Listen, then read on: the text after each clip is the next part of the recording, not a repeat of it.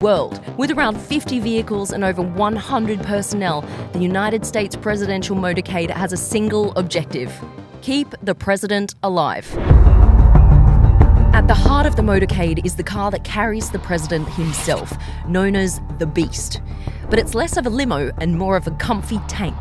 The presidential car, also known as Cadillac One, is designed to withstand any and all attacks. The Beast costs around $1.5 million and weighs in at a whopping 20,000 pounds, which is about the same weight as a Tyrannosaurus Rex. Every Secret Service agent has to pass a 5-day protective driving course, and those who end up behind the wheel of the president's limo undertake even more advanced training. The doors are 8-inch thick, the windows will stop a bullet from a Magnum, and the floor is built on a modified truck bed with armor floor plates to protect from bombs and grenades. It's even hermetically sealed to prevent biological attacks with its own oxygen supply.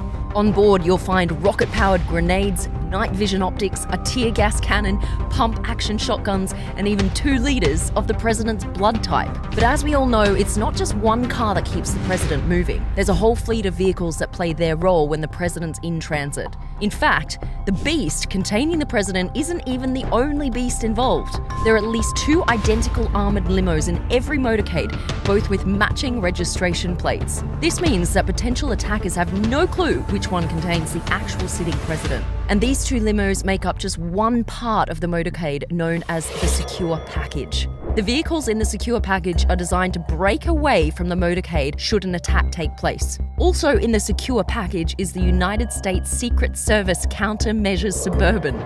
This car jams any remote explosives that might be en route using 2 antennas that send out a huge range of radio frequencies that block any bomb activation signal. It also has electronic warfare sensors that detects if an RPG or anti-tank missile is launched. It's believed that if it did detect a rocket, the car would release smoke canisters across the secure package to throw off grenades and/or missiles. However, that's just speculation because it's obviously classified.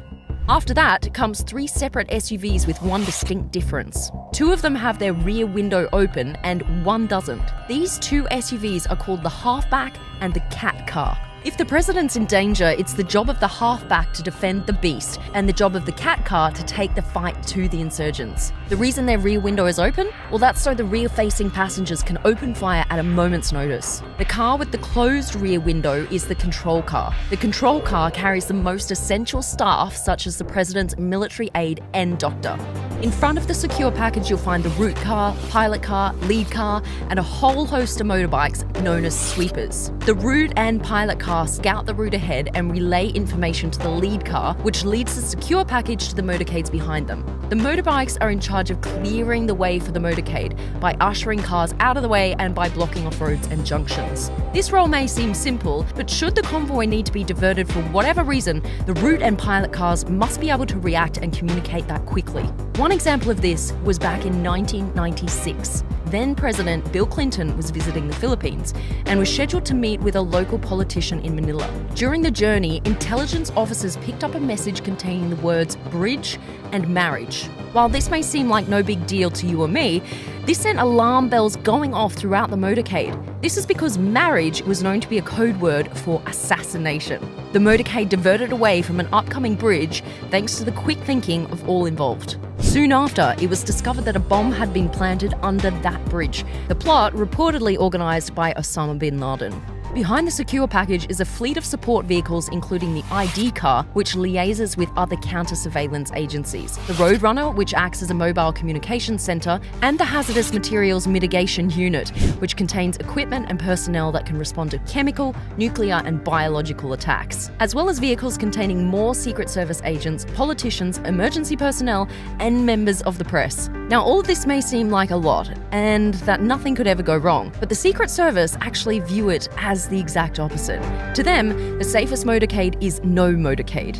Travelling by car is seen as one of the moments when the president is at their most vulnerable, so the motorcade will only be used for journeys of 30 minutes or less. For everything else, there's Marine One and Air Force One. It's estimated that this one trip, which takes around an hour, costs over $150,000. So in short, it's an expensive business protecting the most powerful person in the world.